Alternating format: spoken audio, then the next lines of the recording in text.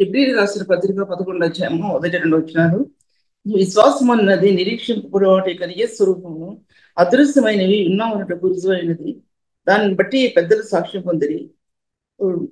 నేను ధ్యానించే వాక్యం ఏంటంటే, ప్రపంచంలో దేవుని వాక్యం వల్ల నిర్మాణమైనవని, అందుని బట్టి దృశ్యమైనది కనబడే పదార్థం చేత నిర్మింపబడలేదని విశ్వాసం చేత గ్రహించుకుంటున్నాం. ప్రార్థన చేసుకుందాం. తండ్రి, ఈ వాక్య భాగాలు ఈ నూతనత్వాన్ని ఆత్మకు అందించు ప్రభావ. నూతనమైన సత్యాలు, నేను ఎరిగిన సత్యాలు ప్రభు అందించు. ఏదైతే ప్రపంచం కట్టబడిందో మేము చూడడం వాటి చేత ఆ సత్యాలు వివరించుతండి ప్రభావ. నీ వాక్యాన్ని గ్రహించడం అది సాధ్యపరచబట్టలేదు ప్రభావ. నీ బలమైన ఆత్మ చేత ప్రభావాన్ని మమ్మల్ని దర్శించినప్పుడు తండ్రి, మా హృదయాలు ఒక నూతనమైన నీ ముఖ ప్రకాశిత, ఒక నూతనమైన మీ యొక్క సత్యం అంతర్యంలో నుండి బయటకు తీసుకురాబడుతుంది తండ్రి. అది లేకపోతే ప్రభా మేము చెప్పే వాక్యం అర్థమైపోతుంది తండ్రి. ప్రభా, ఈ పరిచర్యను ఆశీర్వదించండి తండ్రి. మట్టి కటములలో ఐశ్వర్యం ఉన్నావు తండ్రి, మట్టి బ్రతుకులలో నీ జీవం ఉన్నావు ప్రభు తండ్రి, మట్టిలో నీ మహిమేశ్వరం అన్నావు ప్రభు. అదేంటో చూపించి ఒకసారి తండ్రి, మీరు ఘనత పొందమని యేసునామములో స్తుతించి వేడుకుంటున్నాను తండ్రి. ఇప్పుడు నేను మాట్లాడే వాక్య భాగం నిన్నటి వాక్య భాగానికి కంటిన్యూషన్ మాట్లాడుతున్నాను. ఇప్పుడు నేను ఈరోజు అరుణ్పాల్ గారు మాట్లాడాలి. అవి కొంచెం బాగోనందు వలన నేను తీసుకుంటున్నాను వాక్య భాగాల్ని. నేను ఎంతవరకు విన్నారో వాక్యం మీ అందరు కూడా తెలుసు. జాగ్రత్తగా వాక్యం వినండి, లేకపోతే అర్థమవుతాం. దేవుడు కొంతమంది సేవకులకి నానా రకాలుగా ఆయనకి రివల్యూషన్ ఇస్తాడు, నానా రకాలుగా ఇస్తాడు ఆయన రివల్యూషన్. ఒకళ్ళు ఒకలా మాట్లాడతారు. నేను మాట్లాడాలంటే నేనులాగా వాళ్ళు మాట్లాడాలంటే అది కుదరని పని. కనుక నీకు అర్థమైన రీతిలో పరిశుద్ధాత్మ దేవుడు ఈ వాక్య భాగాలు విభాగించి నా హృదయంలో అటు నీ హృదయంలో అనేక హృదయాల్లో తన ఆత్మని ప్రతిఫలింపజేస్తాడనే విషయాన్ని నేను మీతో మాట్లాడుతున్నాను. నేను ఇప్పుడు ఎక్కడ క్లోజ్ చేశారంటే, ఈ భూలోకంలో మహిమా విజ్ఞానం అనేది, మహిమా సౌందర్యం అనేది, తర్వాత మహిమా శక్తి అనేది, మహిమా తేజస్సు అనేది ఎలాగ భూమి మీద అల్లాడిని అనే విషయం అక్కడ ఆ పాయింట్ చెప్పి నేను క్లోజ్ చేశాను. అర్థం చేసుకోండి. బైబిల్ వాక్యాలే కదా, నేను జనరల్ నాలెడ్జ్తో మాట్లాడినా బైబిల్ వాక్యాలే మాట్లాడుతున్నా, అంతేకాని వేరే ఏం మాట్లాడతారా. ఎక్కడైతే తెచ్చి బైబిల్ బాగా చదివిన వాళ్ళకి అర్థం అవుద్ది, చదివిన వాళ్ళకి అర్థం అవుద్దు. మాకు చదువు లేదే అనుకోవద్దు, జ్ఞానం లేదే అనుకోవద్దు. మేమేం పండితులం కాదు. చెప్పాలంటే జ్ఞానం అది ప్రభు దగ్గర నుంచి వచ్చింది. బుద్ధి వాక్యం, జ్ఞాన వాక్యం అవన్నీ ప్రభు దగ్గర నుంచి వచ్చింది. అవన్నీ కూడా వరాలు, ఆత్మ సంబంధమైన వరాలు, పరిశుద్ధమైన వరాలు. అవి ఆత్మలో ప్రవరించబడ్డాయి. ఆత్మలో అది అంతర్యంలో తెరుచుకున్నాయి. హృదయంలో పరిశుద్ధాత్మ స్పందన ద్వారా అంతర్యంలో ఉన్నతమైన స్థానాలు తెరవబడ్డాయి. దానివలన ఈ విధంగా నీవు వాక్యాన్ని చెప్పడానికి ముందుకెళ్తుంటున్నాను. దీంట్లో భూలోకంలో ఉన్నటువంటి భూలోకం అనేది, ఈ ప్లానెట్ అంటే గోళం అనేది ఒక మండేటటువంటి బర్నింగ్ ప్లానెట్. ఇది అంటే మండేటటువంటి గోళం ఇది. ఎక్కడ చూసినా దాన్ని ముట్టుకోవడానికి వీల్లేదు. ఈ భూగోళం చూస్తానికి మట్టిలా కనబడుతుంది. ఎక్కడ చూసినా దాని పవర్ ఉంది, మహిమాశక్తి ఉంది దాంట్లో. ఆ మహిమాశక్తి అనేది కలసి పత్రిక రాయబడింది. తర్వాత 2 చోట్ల 1 చోట్ల రాయబడింది. మహిమాశక్తితో బలపరచబడం రాయబడింది. తర్వాత ఎఫెసీ పత్రిక 1 అధ్యాయంలో కూడా ఆ శక్తి అనే దాని అపరిమితమైన శక్తి, అపరిమితమైన మహత్యం, తర్వాత కొన్ని వర్డ్స్ పైన ఆ శక్తి అయినా ఒకటి, అదైనా ఒకటి. అటువంటి శక్తి అనేది ఈ భూలోకానికి ఇవ్వబడింది.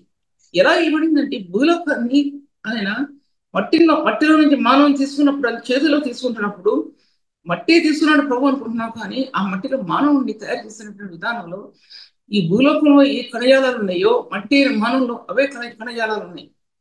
భూలోకంలో మట్టిలో ఏవైతే ఉన్నాయో అవే మానవుని జీవితంలో ఉన్నాయి, మానవుని శరీరంలో ఉన్నాయి. అది ఆ కణజాలు. మీరు ఎవరైనా సైంటిస్ట్ అడగండి. మరి మన వాణి గారు ఉన్నారు కదా, ఆ పెద్ద సైంటిస్ట్, ఆమెను అడగండి. భూమిలో ఏమున్నాయో మట్టి కణాలు, అదే మానవ జీవితంలో కూడా అదే మట్టి కణాలు ఉన్నాయండి. మట్టి కణాలు ఉన్నాయి. అందుకోసం ఇది ఒక బర్నింగ్ ప్లానెట్, అంటే మండేటటువంటి ఒక ప్లానెట్, ఒక గోళం. ఇది మానవునికి యోగ్యంగా చేయబడినటువంటి ఈ ప్లానెట్ లో మానవుని తయారు చేసి అందులో తన ఆత్మ నుంచి కొత్త నిబంధన సంఘంలోకి దారి తీసేటప్పటికి ఒక ప్రణాళికలో సంఘాన్ని ఏర్పాటు చేసుకున్నాడు. దీంట్లో 3 విధాలుగా ఉన్నట్టు మీతో మాట్లాడుతున్నాను. మొట్టమొదటి ఏంటంటే, ఈ మహిమాశక్తి అనే దానికంటే కూడా మహిమ జ్ఞానం అనేది, లేదా మొట్టమొదటి మహిమ యొక్క ఐశ్వర్యం అనేది మొట్టమొదటి మీతో చెప్పాలని ఆశపడుతుంటున్నాను. మహిమే ఐశ్వర్యం.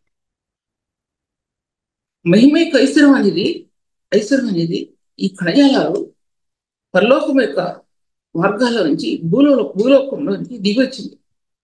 భూలోకంలో ప్రకాశించింది ఈ మహిమైశ్వర్యం. ఆ మహిమైశ్వర్యం బైబిల్ గ్రంథంలో దాచిపెట్టబడింది. ఈ బైబిల్ గ్రంథంలో దాచిపెట్టబడిన దానికి ముందు ఇది మాట్లాడుతున్నా. పరలోకంలో నుంచి భూలోకంలోనికి ప్రకాశించింది.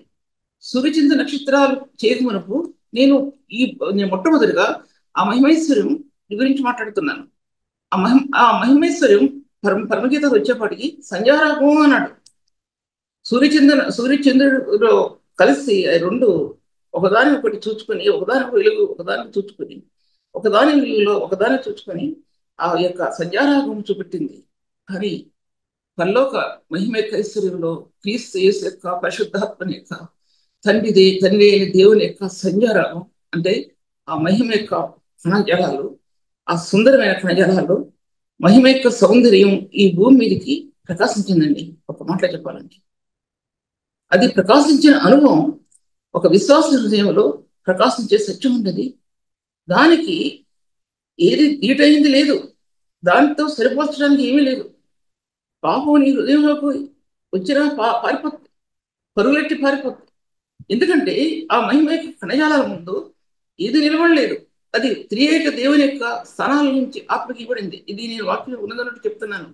జాగ్రత్త. ఇటువంటి నేను పోవటం కాదు, ఎవరిని ఉద్దేశించింది కాదు, ఇటో దీంట్లో రావటం లేదు. నా హృదయంలో ప్రభు బయలుపరిచిన సత్యం మీకు వివరిస్తున్నానంతే. అది గ్రహించుకోగలిగిన వారు ధన్యులనే విషయం కూడా నేను మీతో మాట్లాడాను. మహిమ యొక్క జ్ఞానం అన్నాడు, అయితే మహిమ యొక్క సౌందర్యం అన్నాడు దాంట్లో. లేకపోతే మహిమ యొక్క ఐశ్వర్యం గురించి మాట్లాడుతున్నాను మీతో నేను అన్నాడు. 1-2 కొరింథీయులకు రాసిన పత్రిక 3వ అధ్యాయంలో ఈ మట్టి కటాలలో మాకు ఐశ్వర్యం ఉంది, ఎటుపోయినను ఇరిగించబడిన వారం కాము, అపాయంలో ఉన్నను కేవలం అపాయం లేని వారం కాము అని దాంట్లో రాస్తూ ఈ మట్టి ఘటాలలో ఈ ఐశ్వర్యం ఉంది మాకు. ఈ మట్టి ఘటం మన మట్టి ఘటం, మట్టితో తయారు చేయబడినటువంటి ఈ శరీరంలో కొరింథీయులకు రాసిన పత్రిక 1వ అధ్యాయం 16వ వచనంలో అది ఆలయం. లేవి గ్రంథం రాయబడిన రీతిగా అది అంతర్మందిరం కప్పబడింది, అంతర్మందిరం తీయబడింది హృదయంలో.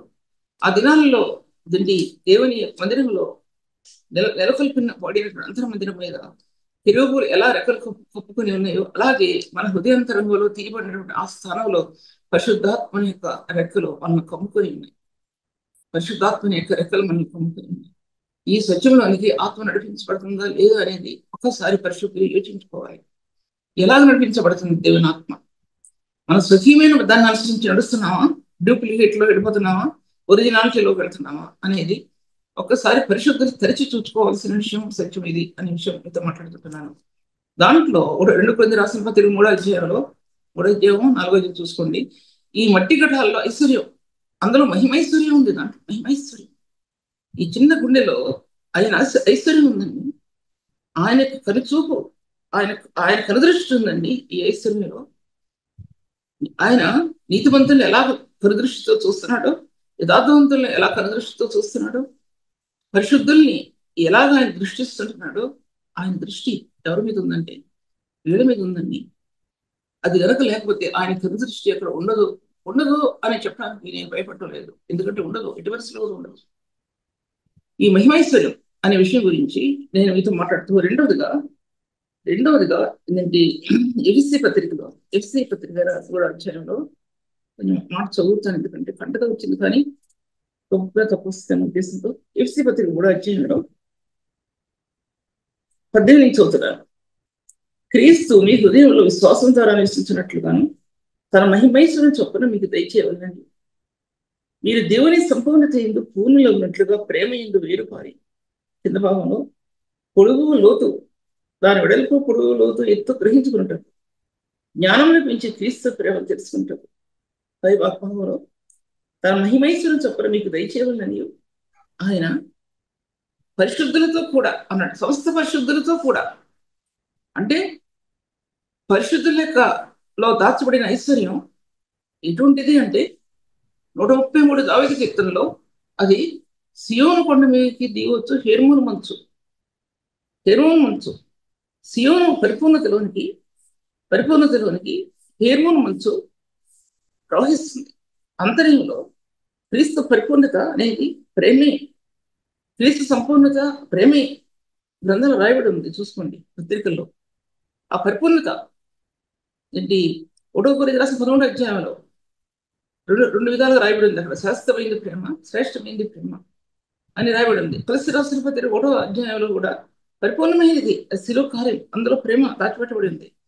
ఈ పరిపూర్ణమైన ప్రేమలో సహో సహోదరులు ఎవరైనా సరే దాంట్లో ఐక్యత హేర్మోన్ మంచు దానిలో దిగొస్తుందండి. హేర్మోన్ మంచు దిగొస్తుంది. హేర్మోన్ మంచు అది కుమారుడైన క్రీస్తు అటు పాత నిబంధన భక్తులు నూతన నిబంధన భక్తులను తనలో రూపాంతరపరుచుకుని రాబోయే దర్శనాన్ని అపోస్తలులకు ఇస్తూ, గతించినటువంటి పాత నిబంధన భక్తులకి ఆ మార్గాలు చూపిస్తూ, క్రీస్తు యేసు యొక్క నిర్గమనం గురించి, ప్రభు యొక్క నిర్గమనం గురించి మాట్లాడుతూ, ఆ రూపాంతర అనుభవంలో, ప్రార్థన అనుభవంలో ఆ యొక్క రివల్యూషన్ సత్యం, ఆత్మకి వాళ్ళు బయటకు వచ్చిన సత్యం అది హేర్మోన్ కొండ మీద నుంచి సియోను పర్వత మీద వస్తుందండి. దిగి వచ్చిన పరిమిళితాయి. అది పరిమిళితాయి. ఇక్కడ చూపించబడింది పరిశుద్ధుల యొక్క సంస్థ పరిశుద్ధులతో అన్నాడండి. దాంట్లో ఏంటి? దీనికి ముందు మనం ధ్యానించింది 2 కొరింథీయులకు రాసిన పత్రిక 3వ అధ్యాయంలో మహిమైశ్వర్యం, ఈ మట్టి గడ్డల ఐశ్వర్యం అన్నాడండి. దీంట్లో 133 అధ్యాయంలో పరిమళ తైలం అని పరిమళ తైలం అండి. అది పరిమళించే తైలం, హేర్మోన్ మంచులు దిగురాటం. అది నేను మీకు అర్థమయ్యేటట్టు చెప్పడం అంతే. ఎందుకంటే అర్థమయ్యేటట్టు చెప్పడం కుదరదు. ఒక వ్యక్తి ప్రార్థించే వ్యక్తి, దేవుని వాక్యాన్ని ధ్యానించే వ్యక్తి, ఈ రెండు ప్రార్థనా స్థానాలు ధ్యానాలు ఒక వ్యక్తి జీవితంలో రెండు ఏకమవుతాయండి. ఆదికాండంలో జీవించు ప్రాణి, జీవించు ఆత్మ ఏకమై అల్లాడేది. ఆదికాండం నుంచి జీవించు ఆత్మ పరిశుద్ధుడైన ప్రభు, జీవించు ప్రాణి మొదటి ఆదాము, కడపడి ఆదామైన క్రీస్తు ఈ రక్తాన్ని వెదజల్లటంలో గుర్రపిల్లని ఎలా వెదజల్లాడు ఆయన, అలాగే మన పాప క్షమాపణ నిమిత్తం చిందించబడిన నిబంధన రక్తం యుగాలు గతించే కొలది మన హృదయంలో ఆ రక్తం చిందించబడుతుందండి. రక్తం లేకుండా పాప క్షమాపణ లేదు. హృదయంలో రక్తం లేకుండా రివల్యూషన్ లేదు. సిలువ లేకుండా మార్గం లేదు. సిలువ లేకుండా ధ్యానం లేదు. సిలువ లేకుండా మహిమ లేదు. సిలువ రక్తం లేకుండా ఆత్మ పరిశుద్ధత నూతనత్వం లేదు. సిలువ యొక్క రక్తం ఆత్మను ప్రోక్షించకుండా ఆత్మాభిషేకం లేదు. నేను ఎన్ని పదాలు మీతో మాట్లాడానో అన్ని పదాలు జ్ఞాపకం పెట్టుకోవాలి. ఇవి నేను రాసుకునేవి నా హృదయంలోనే చెప్తున్నా. నా హృదయంలో వచ్చేవి చెప్తున్నా, దాచిపెట్టబడినవి వచ్చేవి చెప్తున్నా. అటువంటి సిలువ రక్తం కొలస్సీ పత్రిక 1వ అధ్యాయంలో దాచిపెట్టిన రీతిగా సర్వసంపూర్ణత అందులో దాచిపెట్టబడింది. సర్వసంపూర్ణత ఒక నేటి యొక్క సంఘం యొక్క సంపూర్ణత, ఒక పరిశుద్ధుని యొక్క సంపూర్ణత అందులో దాచిపెట్టబడిందండి. అది ఆ రక్తం ఒక వ్యక్తిని భద్రం చేస్తుంది. లేకపోతే దుష్టుని చేతుల్లో పడిపోతాం, స్వతాని చేతుల్లో పడిపోతాం. ఈ రక్తం యొక్క పునాది సంఘం యొక్క పునాది. ఈ రక్తం యొక్క పునాది నీ ఆత్మ యొక్క పునాది. నీ ఆత్మలో ఆ ఉన్నతమైన స్థానాలు నెలకొల్పే మార్గాలు ఈ రక్తం అనేది. 133 దావీదు కీర్తనలో పరిమళ తైలం ఉన్నాడండి. 2 కొరింథీయులకు రాసిన పత్రిక 4వ అధ్యాయంలో మట్టి కటంలో ఐశ్వర్యం అన్నాడండి. ఎఫెసీయులకు రాసిన పత్రిక 3వ అధ్యాయంలో చదవండి ఒకసారి. మీ హృదయంలో క్రీస్తు మీకు నివసించినట్లు తన మహిమైశ్వర్యం అన్నాడండి. ఈ మహిమైశ్వర్యం ఎలా వచ్చింది? పరిశుద్ధులు, సమస్త పరిశుద్ధులతో అన్నాడండి. సమస్త పరిశుద్ధులతో ఇప్పుడు మనం చెప్పకుండా మన సంఘం యొక్క పరిశుద్ధులతో అనే ఒక మాట చెప్తాను. సమస్త పరిశుద్ధులతో అనే అర్థం అవటానికి ఇప్పుడు మనంతరంగంలో మనకు చుట్టూ ఉన్న పరిశుద్ధులతో ఏకత్వం అనేది నాకు అర్థమైంది. ఏకత్వం దానిలో ఉన్నతమైన స్థానాన్ని చెందిన ఉంటారు, కొంచెం తక్కువ స్థానాన్ని చెందిన ఉంటారు. క్రీస్తు యేసు యొక్క రివల్యూషన్ అత్యధికంగా పొందిన వారు ఉంటారు, తక్కువ వారు ఉంటారు, అంటే కొంచెం తగ్గించుకునే వారు ఉంటారు. ఈ నానా విధాలుగా ఆ ఐశ్వర్యం ఈ పరిశుద్ధుల మధ్య కుమరించబడుతుంది. ఈ పరిశుద్ధుల్లో పరిమళ తైలం, క్రీస్తు యేసు యొక్క మహిమైశ్వర్యం, ఇవన్నీ దాంట్లో ఏకత్వంలో పొంగి పొల్లి పారుతాయండి. ఈ పరిశుద్ధులు ఏకత్వంలో క్రీస్తు యేసు యొక్క పొడుగు, క్రీస్తు యేసు యొక్క వెడల్పు, శిలువ యొక్క మార్గాలు, సర్వసంపూర్ణత, పొడుగు వెడల్పు తర్వాత ఎత్తు లోతు ఈ మార్గాలు ఈ పరిశుద్ధుల మధ్య ఆ లోతులోనికి ఆత్మలు వెళ్తాయండి. ఆత్మలు వెళ్తాయి. మన జీవితం చూస్తే చాలా స్వల్పమైన జీవితం. అసలు చెప్పిన వాక్యం చెప్పిన వాక్యం మన అంతరంగంలో జీవితంలో నుంచి మన కన్నీటి దారాలో నుంచి రావాలండి వాక్యం. ఇటుడిగా నేను చెప్తే పైపైన అది పైపైన గాలి కొట్టుకుపోతుంది. గాలి కొట్టుకుపోతుంది అది వాక్యం. వాక్యం కొట్టుకుపోదు, నువ్వు చెప్పిన ఉపదేశాలు కొట్టుకుపోతాయి. కొట్టుకుపోయి ఏమి లేని వారిగా ఉంటాం. కానీ క్రీస్తు యేసు యొక్క శిలువ యొక్క రక్తం తడపబడినటువంటి ఈ ఉపదేశాల యొక్క ఈ తీవ్రత అనేది అది అగ్ని వంటిది. అది అగ్ని వంటిది. అగ్నిలా ప్రకాశిస్తుంది. అగ్ని పాపాన్ని ఎలా దహిస్తుందో ఈ ఉపదేశాలు అగ్ని వల్ల ప్రబలమవుతాయి అన్నమాట. అర్థమవుతుంది అనుకుంటున్నాను. కనుక ఈ యొక్క మార్గాలు ఒకడొకటిగా మీతో నేను చెప్పేవి నా హృదయంలో ఒక్కొక్క తెర, ఒక్కొక్క షీట్ దేవుడు ఇచ్చినటువంటివి, చెప్పమన్నటువంటివి, ఆత్మ బయలుపరిచినటువంటివి, ఆత్మ ఒప్పించినటువంటివి, మీరు ఆత్మ చేత బలపరచబడగా అని చెప్పినటువంటివి, దేవుని సంపూర్ణతలో ఎరిగినటువంటివి, ఏకమైనటువంటివి, సర్వశక్తి చేత నింపడినటువంటివి, శిలువ మార్గాల్లో నిలబడినటువంటివి, యాచించినటువంటివి, చేతుల జాపుతో నిలబడినటువంటివి, పరిశుద్ధుల పాదాలు తాకినటువంటివి, పరిశుద్ధుల పాదాలలో నా తల పెట్టుకున్నటువంటివి, నా తల పెట్టుకొని బతికిన జీవితం చాలా ఉందండి. చాలా ఉంది. నా భర్త చనిపోయిన తర్వాత హృదయం యొక్క కన్నీరు, హృదయం యొక్క వేదన బయటికి కనరాకుండా ఆ గుండెల్లో ఉన్నటువంటి తీవ్రమైన వేదనని ప్రభు చుట్టూ పాదాలు పట్టుకుని ప్రదక్షిణ చేశానండి. ప్రదక్షిణ చేసి గుండెలో అగ్ని పడుతున్నాను, గుండెల్లో దుఃఖం ఎరులే పడుతున్నా. దేవుని సన్నిధిలో నిలబడగలిగానంటే లోపం దేవుని అత్యధికమైన కృప ఎటువంటిదో ఆ ప్రేమ దీన్ని మరిపింపజేసేసిందండి. ఆ ప్రేమ కలవరి ప్రేమ ఈ ప్రేమను మరిపింపజేసేసింది. ఆ కలవరి ప్రేమ మహిమ యొక్క కణాలు ఆయన వెదజల్లటం ప్రారంభించాడు. మహిమాయుక్తమైన ప్రేమ ఆత్మలో నింపడం ప్రారంభించాడు. ఎన్నో ధ్యానాలు చూపించాడు. ఆ కలవరి ప్రేమలో దాచబడిన సత్యాలు బయటపరిచాడు.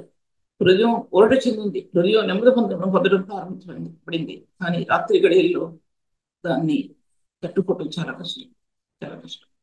నెమ్మదిగా సంవత్సరాలు గడిచే కొలది ఆ హృదయంలో ఉన్నటువంటి స్థానాలు నెమ్మదిగా వాటి నుంచి విడుదల పొందడం ప్రారంభించాను. చెప్పాలంటే ఈ ప్రభు ప్రేమ ముందు ఈ లోకంలో ఎవరి ప్రేమ కూడా నిలబడదని చెప్తాం. అనుకుంటాం పిల్లలు ఇంత మంచోడు అనుకుంటాం, భర్త ఇంత మంచోడు అనుకుంటాం, భార్య ఇంత మంచిదే అనుకుంటాం. కానీ ఆ కలవర ప్రేమ ఉంది, ఈ ప్రేమ నిలబడటం సాధ్యపరచబడదండి అనే విషయాన్ని మీరు దేవుని ఆత్మ చేత ఒప్పించబడి బలపరచబడినట్లుగాను, క్రీస్తు మీ హృదయంలో విశ్వాసం ద్వారా నివసించినట్లుగాను, విశ్వాసం ద్వారా నివసించిన హృదయానికి పరిశుద్ధుల యొక్క ఐక్యతలో ఉన్నటువంటి స్థానం, పరిశుద్ధులు ఏకమనసుతో ఉన్నటువంటి స్థానం ఇరిసిపత్రిక దాంట్లో ఆ ప్రేమను తెలుసుకున్నప్పుడు కలవరి ప్రేమ తీసుకుంటే ఆ పరిశుద్ధుల ఐక్యత సంఘం యొక్క పునాదుల్లో కట్టబడే రక్తం మీద ఈ ఐక్యత ఎంత శ్రేష్టమైనదిగా ఉంటుందో, ఎంత బలమైనదిగా ఉంటుందో వారికి మాత్రం తెలుసు, ఎవరికి కూడా తెలియదు అనే విషయం మీతో నేను మాట్లాడుకుంటున్నాను. సరే, టైం అయిపోతుంది కానీ ఒక పాయింట్ తీసుకుంటే టైం అయిపోతుంది. తర్వాత నేను వాక్య భాగాలు చూసినట్లయితే కనుక ఒకటి చెప్పాను మీకు నేను. తర్వాత మహిమా జ్ఞానాన్ని గురించి చెప్తాను. ఎన్ని రోజులు వస్తుంది ఈ సబ్జెక్ట్ నాకు అర్థం కావట్లేదు. మహిమా జ్ఞానం గురించి చెప్తాను. మహిమ యొక్క జ్ఞానం చేత దేవుడు లోకాన్ని సృష్టించడండి ఆయన మహిమా జ్ఞానం చేత. ఈ మహిమా జ్ఞానం భూలోకంలో ప్రారంభించబడింది. ఈ మహిమ యొక్క జ్ఞానం 2 Corinthians రాసిన పత్రిక 4వ అధ్యాయంలో వెలుగులో ఉద్భవించినప్పుడు ఆది కాలంలో తన మహిమలో వచ్చిన జ్ఞానం భూలోకంలోనికి ప్రకాశించిందండి.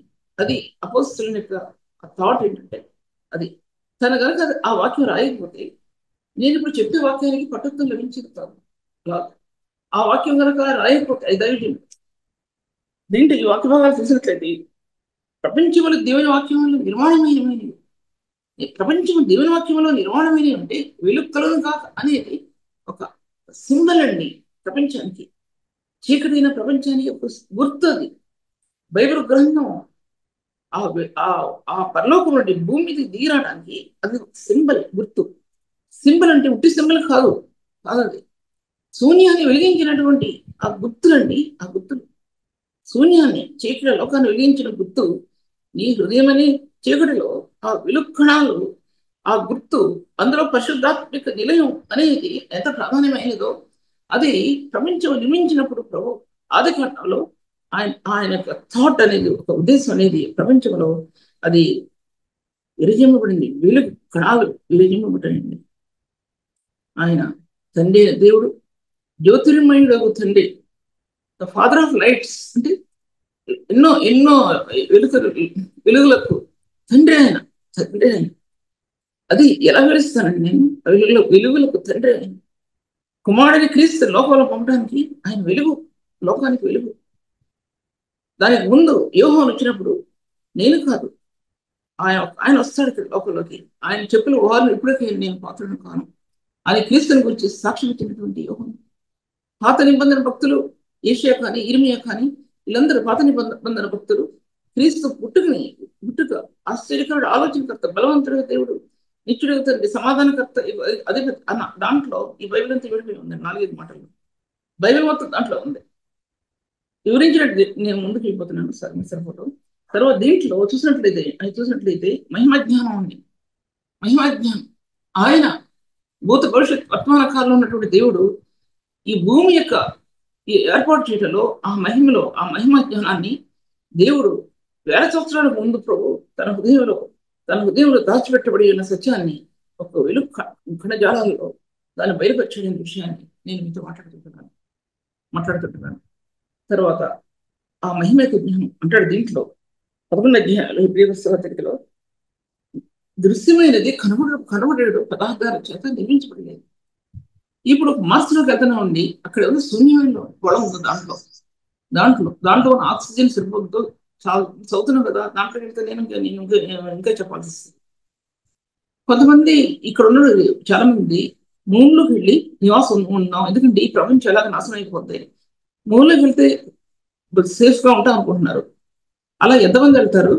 అక్కడ ఉన్న ఆక్సిజన్ అంత హీట్ అది ఒక మానవుడు జీవించడానికి చాలా కష్టతరమైనటువంటిది. మనం చదువుతున్నాం కాబట్టి నేను చెప్తున్నా, మీకు చాలా మంది తెలిసే ఉండవచ్చు.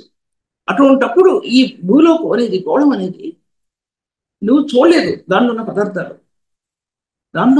నువ్వు చూడలేదంటే కనబడలేని పదార్థాలు మన భూమిలో మనం ఉన్నాయి. ఏంటంటే వెలుగు కనపడినటువంటి పదార్థం అంటే అది ఇంకో భాషలో ఏదో చెప్పుకోండి. వెలుగు కనబడింది, అది భూమి మీదకి వచ్చేస్తుంది నా వెలుగు.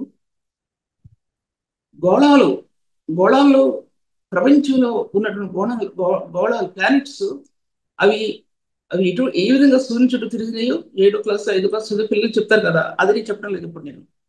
దాంట్లో ఎటర్నల్ పవర్ అనేది ప్రపంచంలో దేవుడు ఎలా ఏర్పాటు చేశాడని, క్రీస్తు యొక్క మహిమ యొక్క స్థానాల్లో ఎటర్నల్ పవర్ అనేది ఈ భూలోకంలో ఎలా కట్టబడింది.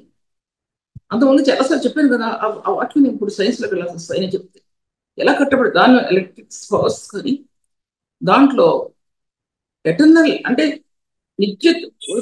నిత్యత్వంలో ఉన్నటువంటి శక్తి కానీ, తర్వాత ఈ కణజాలాలు భూమి మీద ప్రపంచంలో దేశాలని ఏర్పాటు చేసిందండి. దేశాల్లో కాంతిని ఉద్భవింపజేసింది. దేశాల్లో ఆ జ్ఞానాన్ని అభివృద్ధి చేసింది. ఈ సైంటిఫిక్ వర్డ్స్ ఇప్పుడు చెప్తే చాలా పెద్ద కావచ్చు, కానీ అందుకోసం ఆ విషయం మాట్లాడుకోలేదు. గతించిన చాలా మెసేజెస్లో మాట్లాడాను. దాంట్లో ఈ మానవుడు సైన్స్ అనుకున్నట్లుగా తలంచినటువంటివి మన బైబిల్ అనుసరించి ఈ ఎటర్నల్ పవర్ అనేది ప్రపంచం అంతట్లో ఈ భూమి ఒక గోళం, మండే గోళం, ఎలక్ట్రిక్ పవర్స్ తో ఉన్నటువంటి ఈ గోళం, అయస్కాంతంతో అటువంటి శక్తి ఉన్నటువంటి ఈ భూగోళం, దీంట్లో ఉన్న జ్ఞానాన్ని ఎంతోమంది సైంటిస్టులు ఎన్ని విధాలుగా వారు తలంచినా సరే ఎంత లోపరుచుకున్నారు అనేది అది నేను చెప్పలేనంటే నేను చదువుతున్నాను. అవి చదవడానికి మనకు సమయం సరిపోదు. అటువంటిది ఒక సైంటిస్ట్ రాస్తాడండి, బైబిల్ సంబంధించిన సైంటిస్ట్ రాస్తాడు. ఏమని రాస్తాడంటే, మొట్టమొదటి సృష్టి నాశనమైనప్పుడు పడిపోయిన దేవదూతలప్పుడు సృష్టి నాశనమైనప్పుడు ఈ విషయం ఆయన రాయలేదు, కానీ నేను ఇది చెప్తున్నాను. ఏంటి సైన్స్ ఏం చెప్తుందంటే, ఎన్నో వేల సంవత్సరాలు 20,000 ఒకరు రాశారు, ఎన్నో మిలీనియర్స్ రాశారు ఒక వ్యక్తి. నాకు అర్థమైంది ఏంటంటే, అప్పుడు ఈ భూగోళంలో దేవుడు నాశనం చేశాడు. కానీ నిశ్చిత పర్వతాలు ఉన్నాయి. చుట్టూ భూగోళం చుట్టూ కూడా పర్వత శ్రేణి ఉంది. దాంట్లో రాస్తాడు, ఆ పర్వత శ్రేణిలో ఒక డస్ట్ కనుక ఇంకా టెస్ట్ లో వెళ్ళినప్పుడు అది కొన్ని మిలియన్ ఇయర్స్ లో ఉన్నటువంటి ఈ యొక్క పర్వతాలు అంటారు. కొన్ని మిలియన్ ఇయర్స్ లో ఉన్న పర్వతాలు ఉన్నాయంటే నేనే అర్థం చేస్తున్నాను, ఎలా పర్వతాలు ఉన్నాయి, ఎలా ఉన్నాయి దేవుడి దృష్టిలో. నాశనం చేసేసాడు కదా దేవుడు. ఇప్పుడు మన భూమి ఇది 6,000 సంవత్సరాలు దాడి, నియర్లీ దగ్గర 7,000 సంవత్సరాలు పూర్తి అవ్వలేదు, కానీ 6,000 సంవత్సరాలు దాటిపోయింది ఈ భూమిని ఏర్పాటు చేసి ప్రభు బైబిల్ ప్రకారం. దాంట్లో ఉన్న సృష్టి ఆ టెస్టింగ్ లో వాళ్ళు ఉల్కలు టెస్ట్ చేశారు, పడే ఉల్కలు టెస్ట్ చేశారు. చుట్టూ ఉన్న రౌండ్ అప్ అయి ఉన్నటువంటి ఆ యొక్క పర్వతాలను టెస్ట్ చేశారు, ఆ టెస్ట్ టెస్ట్ చేశారు. ఇవన్నీ కూడా వాళ్ళు టెస్ట్ చేసినప్పుడు కొన్ని బిలియన్ ఇయర్స్ లో ఉన్నటువంటి అని సైంటిస్టులు నిర్ధారణ చేసింది. ఒక సైంటిఫిక్ మ్యాగజైన్ లోనే చదవలేదు, అది చదవలేదు నేను. ఒక బుక్ అండి ఇది. ఒక సైంటిస్ట్ పనికిరానటువంటి, వాళ్ళెవరు కూడా పనికిరానటువంటి ఒక బుక్ అది. ఆ బుక్ ఒక లైన్ చదవడానికి అర్థం కానటువంటి ఆ బుక్ చదవడం మొదలు పెట్టానండి నేను. దాంట్లో అది రాసింది ఒక దైవజనుడు. అది మీరు ఎవరు చదివి ఉండరు, మీకు ఎవరు తెలిసి ఉండదు. 90%, 99% ఎవరికి కూడా తెలిసి ఉండదు ఆ బుక్స్. అంతే ఎవరు ఇద్దరు ముగ్గురికి తెలుసు 100 మందిలో. అటువంటి బుక్ రాసినప్పుడు నేను నమ్మాలి కదండి. దాంట్లో దైవజనుడు అటువంటి దాంట్లో రాసినప్పుడు, అలాంటప్పుడు ఆయనకి సృష్టిలో ఉన్నటువంటి మార్గాలు ఎలా నిలబడినాయండి, ఎలా నిలబడింది అంటాడు. ఏసేపుకి ఆశీర్వాదిస్తూ అంటాడు, నిశ్చిత పర్వత శ్రేణి, పురాతన పర్వత శ్రేణి అంటాడండి. పురాతన పర్వత శ్రేణులు అంటే దాన్ని బట్టి నేను నమ్మాలి, వాక్యం ఉంది. పర్వత శ్రేణిలో దాచబడినటువంటి ఆశీర్వాదాలు ఏసేపు నువ్వు పొందుకుంటావు. ఎందుకంటే క్రీస్తు మహిమ ఎదుట, క్రీస్తు స్వరూపం ఎదుట నీ పరిశుద్ధమైన జీవితం, క్రీస్తు మహిమ కణాలు నీ మీద ప్రకాశించడానికి పాత నిబంధన కొత్త నిబంధన మధ్యలో నువ్వు నిలబడ్డావు. ఏసేపు నీ పరిశుద్ధ జీవితం అటువంటిది నీ పరిశుద్ధ జీవితం. పాత నిబంధన కొత్త నిబంధన మధ్యలో నీ పరిశుద్ధ స్థానాలు, నీ స్థూల యొక్క మహిమ కణాలు నీలో పడ్డానికి పురాతన పర్వత శ్రేణి ఆశీర్వాదాలు నీకు ఇవన్నీ వేసేపు అవి నిశ్చిత పర్వత శ్రేణి ఆశీర్వాదాలు.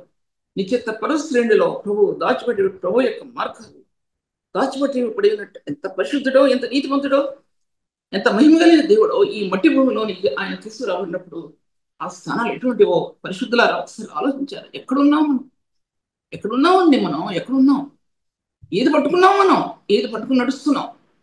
ఆయన మహిమ యొక్క మార్గాల్లో తేజస్సుని ఆత్మ అనుభవిస్తుందా లేదా? లేకపోతే ఏంటి నా జీవితంలో నేను దీంట్లో సేవలోకి రావడానికి ప్రాముఖ్యత ఏంటి? ఒక ఇంట్లో ఉండేదాన్ని, గడప దాటిన దాన్ని అటువంటి దాన్ని పబ్లిక్ గా ఈ వాక్యం చెప్తున్నానంటే దేవుని కృప నా మీద ఎంత ఉందో, ఆయన కనికిరంలో నిలబడ్డానండి నేను. నా సొంత జీవితంలో ఏదో నేను చూపించుకోవడానికి కూర్చుంటే అది ఫలించదు. దేవుని కనికరంలో, దేవుని దయలో నా హృదయం నిలబడిందండి. అది పరిశుద్ధుని యొక్క ప్రేమలో ఈ సత్యాలు వెల్లడి చేయడానికి దేవుడు ఒక్కొక్క షీట్ తెచ్చాడండి. రాత్రికాల సమయంలో ఒక్కొక్క షీట్కి ఒక్కొక్క మార్గం చూపించాడండి. ఈ రాత్రి నిద్రపోతే నేను పొద్దున్నించేస్తాను.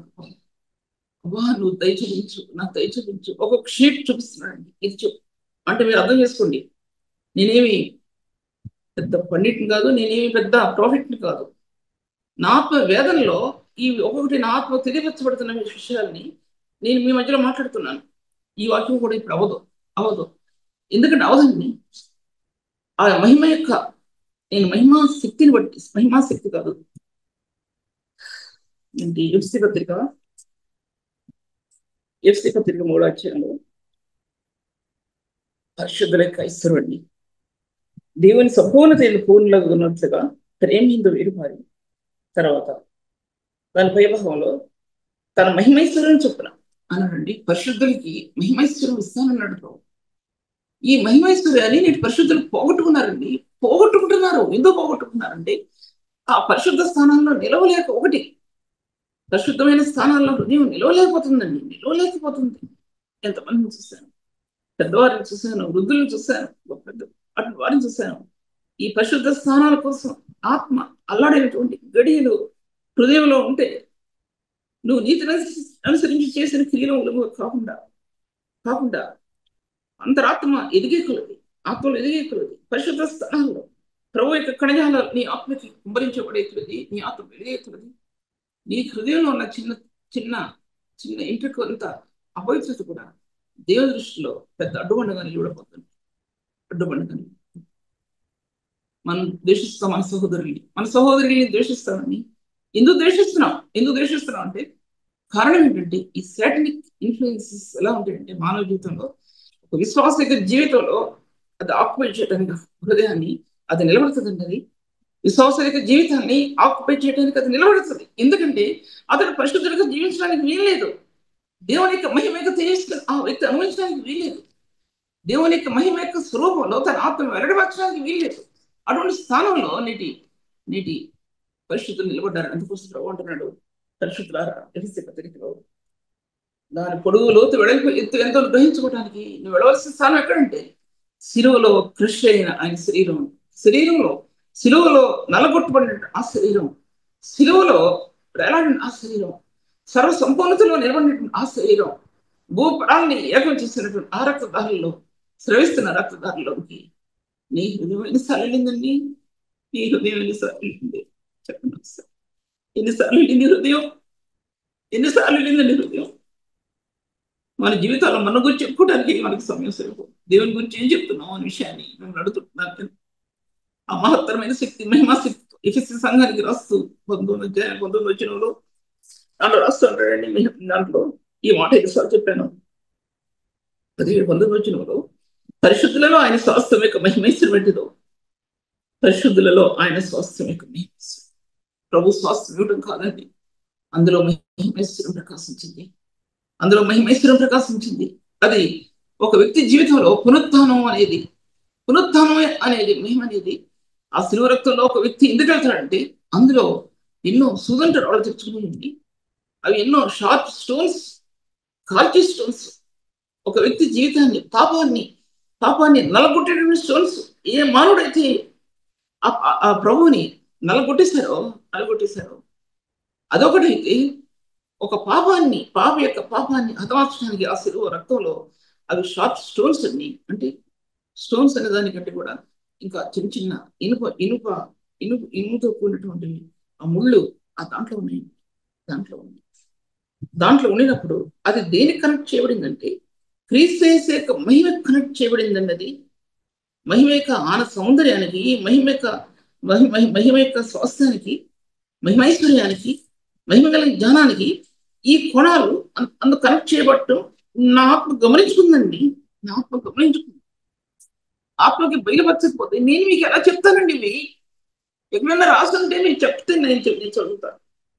నేను ఎలా బోటపు కథలు చెప్తానండి దేవుని సన్నిధిలో కూర్చొని. ఆయన అంటాడు సౌలా, ఈ షార్ప్ స్టోన్ ని కొట్టలేవు, నువ్వు కిక్ చేయడం నీ వల్ల కాదు అన్నాడు. ఆయన పాపైన మానవుడు ఆ షార్ప్ స్టోన్ ని, ఆ శిలువని కొట్టలేడు అని చెప్తున్నాను. పరిశుద్ధుల యొక్క పరిపూర్ణత, నీతిమంతుల యొక్క పరిపూర్ణత అందులో దాచిపెట్టబడిందండి. కొన్నిసార్లు జీవితంలో సేవా జీవితానికి ముందుకు వెళ్తుంటున్నప్పుడు ఏడవటానికి శక్తి లేక ఉండే రోజులు ఉంటాయండి. ఏడవటానికి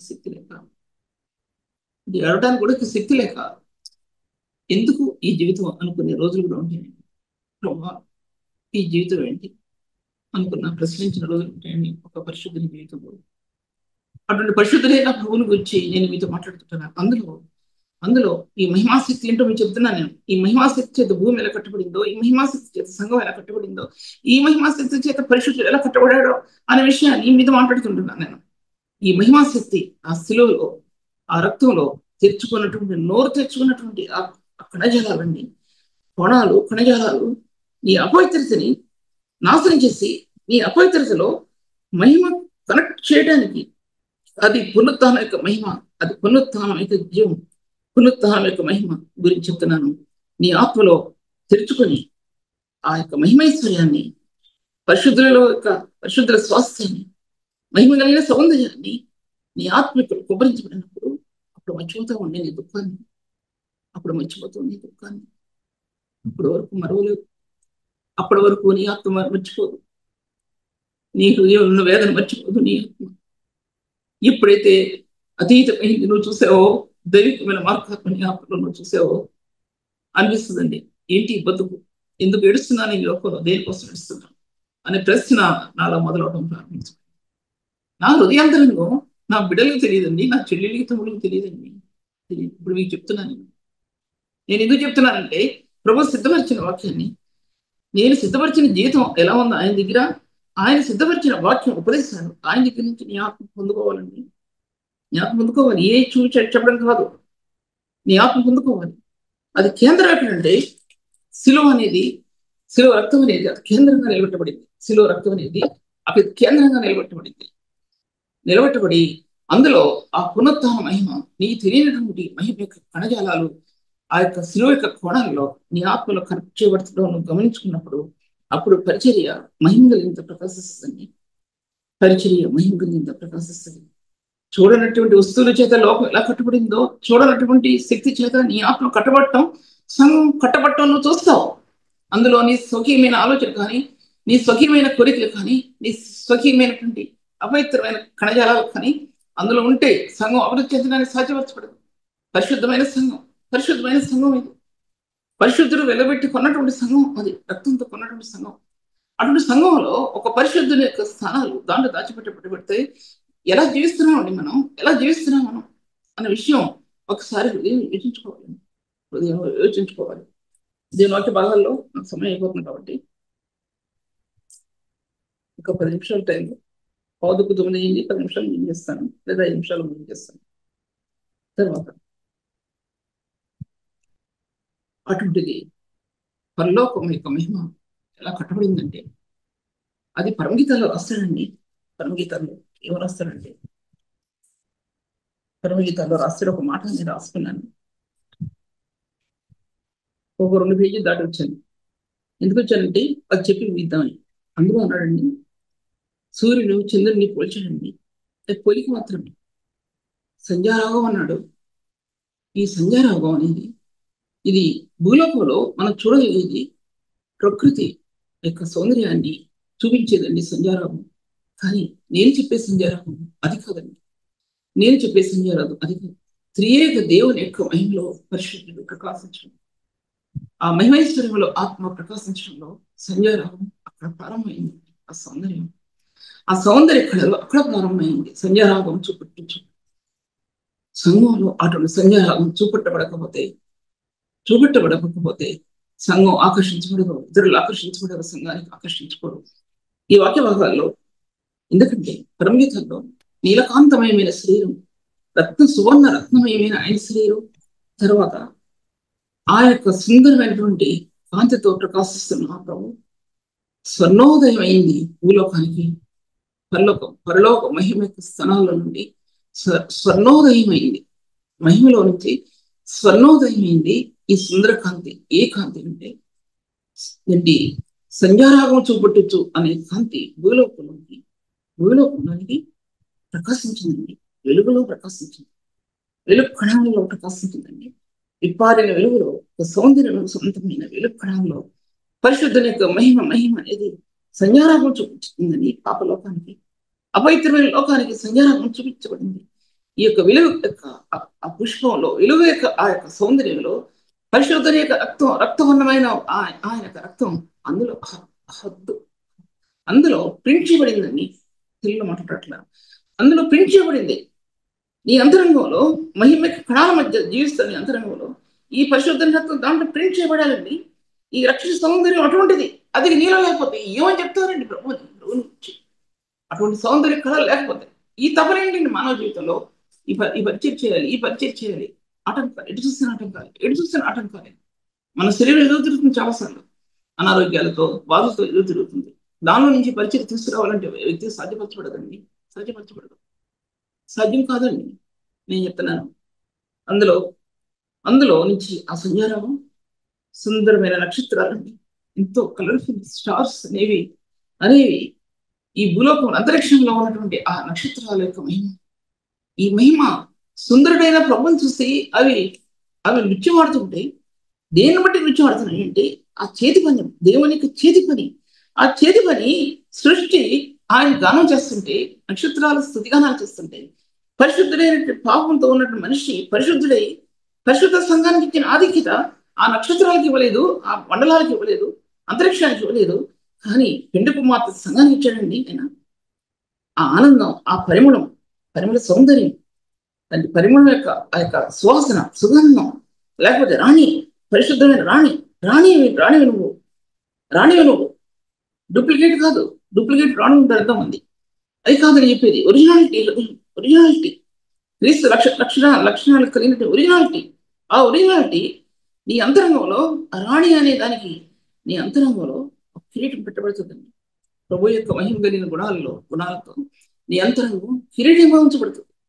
అది రాణి, ఆమె రాణి. బ్రదర్స్ అయినా సిస్టర్స్ అయినా సరే ఆ వ్యక్తి రాణి. రాణిలో చేర్చబడ్డారు. ఎవరంటే పిండి కుమార్తె చేయలేకపోతున్నాను కనుక. అందుకోసం మొదటి ఆదాము, ఆది ఖండంలోని మొదటి ఆదాము మానవుడైతే రెండవ ఆదాము క్రీస్తు. ఈ రెండింటి మధ్య ఉన్న సంబంధం ఏంటంటే, ఆది ఖండం ఏదైనా తోటలో బలి అర్పణ మొట్టమొదటి కావించబడింది. బలి అర్పణ ఏదైనా తోటలో ప్రారంభించబడింది. కానీ దేవుడు నోహు జలప్రళయం తీసుకురావటానికి కారణం ఏంటంటే, కయీను, ఆది ఖండం 6వ అధ్యాయంలో కయీను అపవిత్రత, భయంకరమైన పాపం అనేది 6వ అధ్యాయంలో చూపించబడుతుంది. 6వ అధ్యాయంలో చూపించబడితే పెళ్ళినా సరే మీరంతా గ్రహించుకోలేరు. అది కానీ మీరు చెప్పాను కదా, ఒక పరిశుద్ధుడు సైంటిస్ట్ ఆయన రాసినటువంటి ఆ బైబిల్ నేను చదివినప్పుడు ఇంత భయంకరమైన పాపంలో ఈ యొక్క కయ్యి నిలబడి ఉన్నాడా? అయ్యో, ఈ మాటలు అసలు ఎక్కడ చెప్తాను నేను, ఎక్కడ చెప్పగలను నేను అనుకున్నాను. నేను అనుకున్నప్పుడే అనుకున్నాను. అంటే మానవ హృదయంలో చిన్న పాపం అనబడిన స్థానం ఎక్కడ టచ్ అవుతుందంటే కయ్యిని పాపం టచ్. కయ్యిని పాపం టచ్. పరిశుద్ధులైన హృదయంలో చిన్న తునక, చీకటి తునక కయ్యిని పాపం టచ్ అవుతుందండి. అది జ్ఞాపకం చేసుకుంటే నీ ఆర్తత్వాన్ని, నీ గుండెల్లో ఉన్న ఆర్తత్వాన్ని, ఏడవటానికి కూడా శక్తి లేకుండా ఉన్నటువంటి ఆర్తత్వాన్ని నీ హృదయంలో నిలబడుతుంటుందండి. ఒక పరిశుద్ధమైన ఒక వ్యక్తి వాక్యం చెప్తున్నాడంటే వారి వెనుక ఆర్తధ్వని ఉంటుందండి. ఆర్తధ్వని అంటే అంగలార్పు, భయంకరమైన అంగలార్పు. ఆ అంగలార్పు పరిశుద్ధుల మధ్యలో ఉందండి. అది క్రీస్తు యొక్క వేదన నుంచి తీయబడినటువంటి ఆ యొక్క అంగలార్పు అన్నది పుట్టిడిగా చిడికి మాడికి అడవడానికి కాదండి.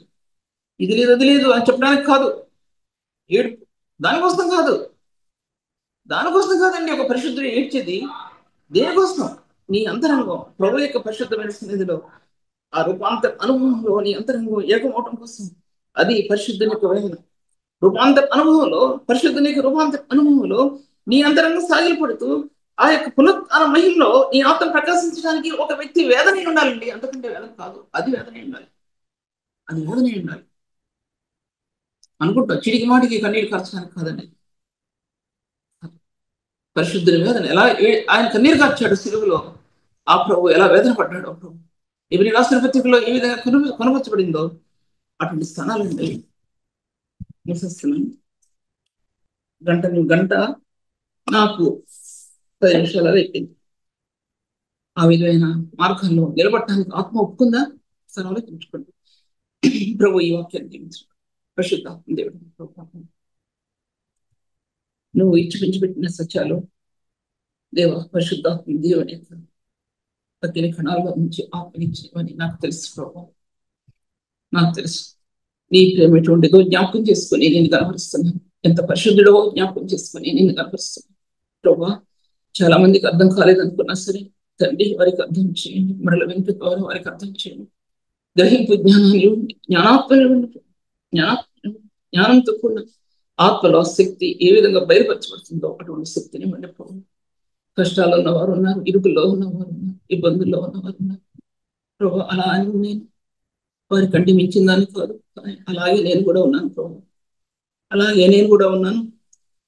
ఈ పరిస్థితులన్నింటిలో కూడా ప్రభు నీ కృప నన్ను బలపరిచింది కనుక, నీ శక్తి నన్ను బలపరిచింది కనుక ప్రభు నీకు వందనాలు చెల్లిస్తూ ప్రభు ఈ పరిచర్యను ఆశీర్వదించు ఈ చేతులు ప్రభు నీకు వందనాలు చెల్లిస్తూ నా రక్షకుడైన యేసుక్రీస్తు నామములో స్తుతించి కీర్తించుకుంటున్నాను తండ్రి. ఆ.